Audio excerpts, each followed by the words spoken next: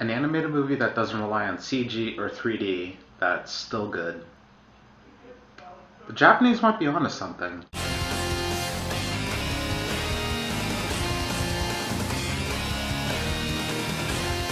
The Secret World of Arrietty. To be honest, I'm not really big on this genre, but I know some people that are really into Studio Ghibli produced movies, but I never really took the time to figure out why they get so hyped about their movies. So this is my way of saying this is my first Studio Ghibli produced movie outside of the 10 minutes I've seen of Princess Mononoke. I don't think I pronounced that right. So this is one of those rare occasions where I've gone into a movie hardly knowing what it's about. But for those of you who don't know, it's about a family of tiny people. Very, very little, like as big as bugs, or as small as bugs, that live under this house. They call themselves borrowers, and every now and then they help themselves to items from the house above them. They only take what they need, and what they know won't be missed.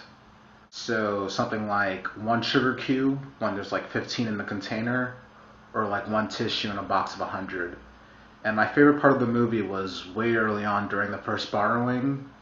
You take such small characters and throw them in an ordinary house, and it just seems so grand. And it really was a nice sequence. The family consists of Arrietty, a spunky, adventurous 14-year-old girl. Her dad is pretty stoic and calm, and you would not think that was Will Arnett doing the voice when you hear him, and yet it is him.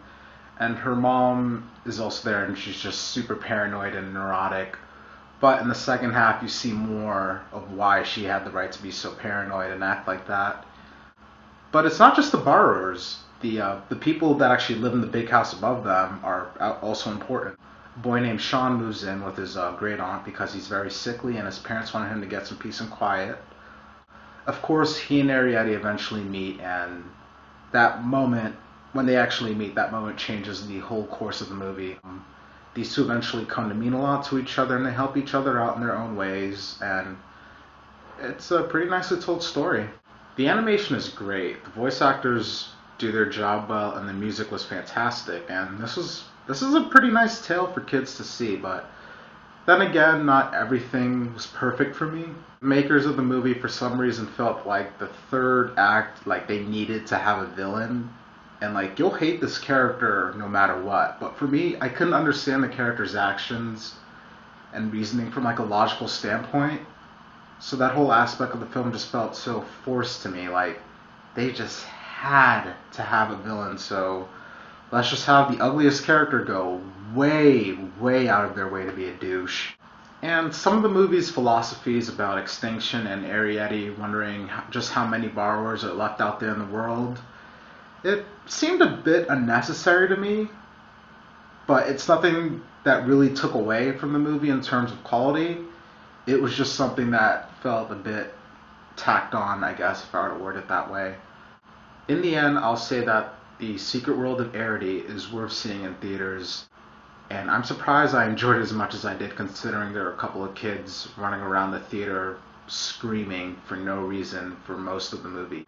If there's anything I learned yesterday from seeing this, it's that don't ever see a movie geared toward younger audiences on a Saturday. If you like this review and you want to see more, click right here to see more. We're there.